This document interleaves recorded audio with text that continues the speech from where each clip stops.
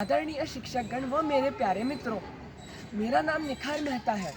मैं city prayed school Nigdi कक्षा 8वीं का एक छात्र हूँ। आज मैं झाड़ बोल रहा हूँ इस विषय पर अपनी प्रस्तुति देने जा रहा हूँ। आशा करता हूँ कि आपको मेरी प्रस्तुति पसंद आएगी।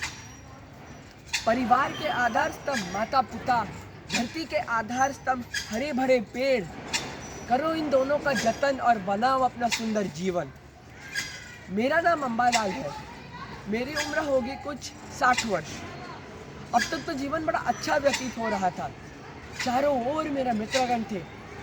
जामुन भैया, बरगद चाचा, नीम मामा, अमरूद मासी और पलाश मेरा प्यारा मित्र। पर अब ये सब इतिहास बन गए। इन्हीं की यादें मुझे तड़पाती है और जीने का सहारा भी देती है। इनके अलावा पक्षियों के घोंसले, उनका कलरव, रंग बिरंगी तितलियाँ, फुदक की गिलहरियाँ और हमारी टहनियों पे बंदे झूले और उनके ऊपर झूलते हुए बच्चे और बड़े, इन सब की यादें मुझे बहुत तड़पाती है। मैंने अपने सामने 2 पीढ़ियों को बड़े होते देखा है। मेरे घर के सामने मिश्रा जी रहते हैं। वे भी लगभग मेरे ही उम्र के होंगे। उनका बेटा विनीत मेरे ही सामने खेलकर और मेरी ही केरिया खाकर बड़ा हुआ है। पर अब मिलने तक नहीं आता मुझे। शायद बहुत बड़ा आदमी बन गया है, बड़ी गाड़ियों में जो घूमता है। उनकी माँ कभी कभार आ जाती है मेरे पेड़ से पत्ते तोड़ने त्योहारों के दिनों पर। अरे, मैं आप सभी को बताना ही भूल गया, मेरे सामने एक बहुमंजिला इमारत का निर्माण हो रहा है। पर इनके निर्दयी बिल्डरों ने मेरे दोस्तों की हत्या 3-4 दिनों में कर दी। उन्हें जड़ से काट डाला। मैं उनकी ज़मीन से थोड़ा दूर था, इसलिए मैं बच गया।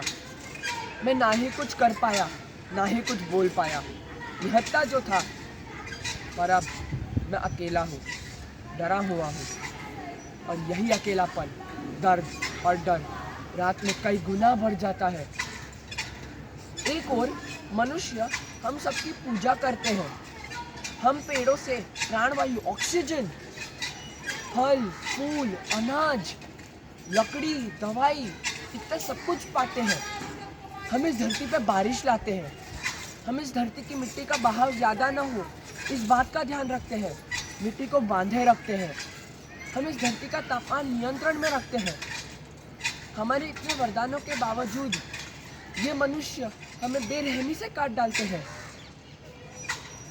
सुना है विनीत का बेटा कृष्णा स्कूल में पर्यावरण हेतु कुछ प्रोजेक्ट कर रहा है। ये बात मुझे कौओं ने आके बताई। कौवे अक्सर मिश्रा जी के घर पे रोटियां लेने जाते हैं और वे थोड़ी अक्सर बातें सुन के आते हैं और मुझे बताते हैं। अब तक उन्होंने धरती पे कम बारिश होना, धरती के मिट्टी का प्रवाह ज़्यादा होना, ओजोन लेयर का टूटना, धरती का तापमान बढ़ना, ये सब चीज़ों के बारे में बताया। और मैं ये चीज़ों को ठीक से समझ नहीं पाया क्योंकि मैं कभी विद्यालय गया नहीं। आजकल के बच्चों को विद्यालय में पर्यावरण हेतु बहुत ज्ञान मिलता है। वे उनके बारे में, हमारे बारे में प्रोजेक्ट करते हैं, बैनर बनाते हैं, मॉडल्स बनाते हैं। बहुत अच्छी बात है।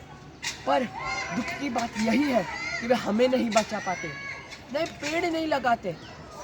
मेरा इतना ही कहना है कि इस ज़मीन पे भी पेड़ लगा दिया करो। फेसबुक पे लगाए पेड़ कभी ऑक्सीजन नहीं देंगे। मैं सुरक्षित रहना चाहता हूँ। मेरे बंधु भगिनियों को भी सुरक्षित रखना चाहता हूँ। मैं एक पेड़ हूँ। हर बार, हर वक्त कुछ ना कुछ देता हूँ। इस बार भी देता हूँ। नए वर्ष 2023 की शुभकामनाएं और दुआएं। क्या मेरी मनोकामना इस वर्ष पूरी होगी?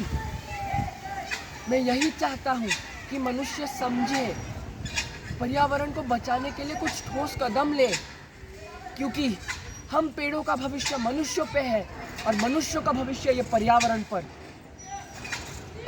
आखिरी में मैं अपनी वाणी का अंत गुरुदेव रविंद्रनाथ टैगोर जी के वाक्य से करना चाहूँगा।